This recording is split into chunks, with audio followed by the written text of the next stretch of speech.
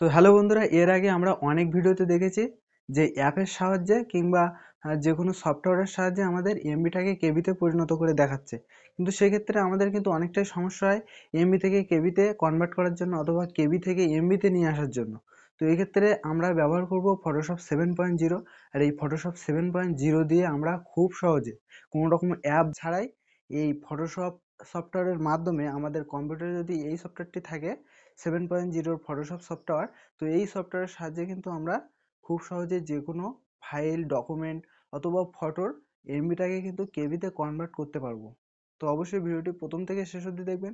আর channel নতুন হলে চ্যানেলটি সাবস্ক্রাইব করে নিন। ভালো লাগলে লাইক, শেয়ার, কমেন্ট করতে ভুলবেন না। তাহলে চলুন দেরি না করে ভিডিওটি আমরা শুরু করি। যে কোনো ছবি অথবা ডকুমেন্টের সাইজ যদি এমবিতে থাকে, সেই এমবিকে এক ক্লিকে কেবিতে নিয়ে আসার জন্য আমরা আমাদের ফটোশপটি ওপেন করব।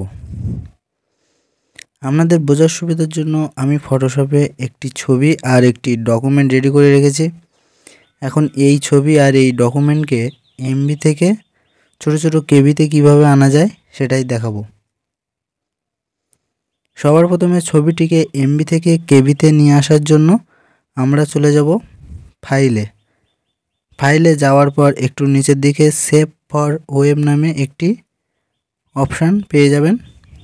দেখতে পাচ্ছেন এই যে সেভ ফর ওয়েব লেখাটি রয়েছে, এই লেখাটির উপরে একটা ক্লিক করে দেবেন। ক্লিক করার সাথে সাথে আপনাদের সামনে এরকম একটি ইন্টারফেস খুলে যাবে। আপনারা একটু নিচের দিকে লক্ষ্য করুন, দেখতে পাচ্ছেন এই ফটোটির সাইজ রয়েছে 1.681 এমবি। এখন এই এমবিটাকে কমিয়ে আমরা 50 কেবি অথবা 50 কেবি এর কম কোনো কেবিতে নিয়ে আসব। তো এমবি থেকে কেবিতে নিয়ে আসার জন্য আপনারা ডান দিকে ইমেজ সাইজ নামে একটি অপশান পাবেন।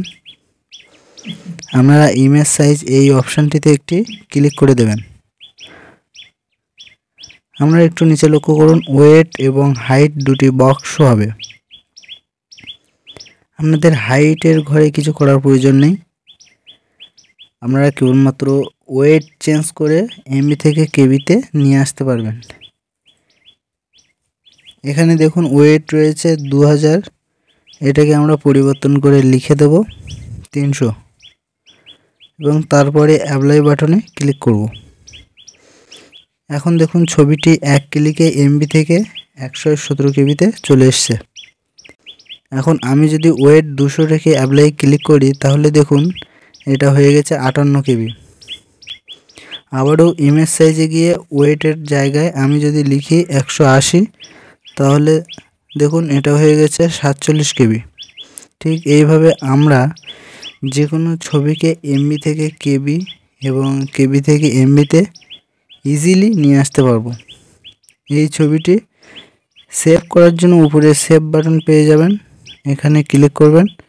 ছবিটি আপনারা কোথায় সেভ করবেন সেটি সিলেক্ট করে নেবেন। ফাইলে যে কোনো একটি নাম দিয়ে দেবেন, নাম দেওয়ার পর আপনারা সেভ বাটনে ক্লিক করে খুব সহজে সেভ করতে পারবেন। ঠিক একইভাবে আপনারা ডকুমেন্টের সাইজটি দেখতে পাচ্ছেন 2.949 এমবি।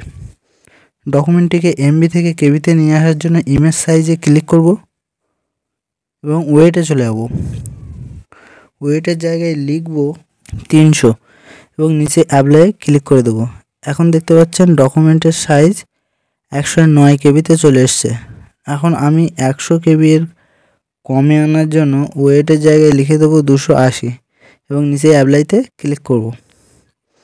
এখন দেখতে পাচ্ছেন ডকুমেন্টের সাইজ 100 কেবি এর থেকে কম হয়ে গেছে।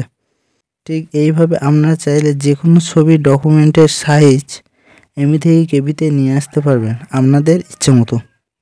তো এটাই ছিল মূলত ভিডিওটি কেমন লাগলো অবশ্যই কমেন্টের মাধ্যমে জানাবেন। ভালো লাগলে বেশি বেশি লাইক ও শেয়ার করবেন। চ্যানেল নতুন হলে চ্যানেলটি সাবস্ক্রাইব করতে ভুলবেন না। দেখা হবে পরবর্তী কোনো ভিডিওতে। ততক্ষণে ভালো থাকবেন, সুস্থ থাকবেন। জয় হিন্দ, বন্দে মাতরম।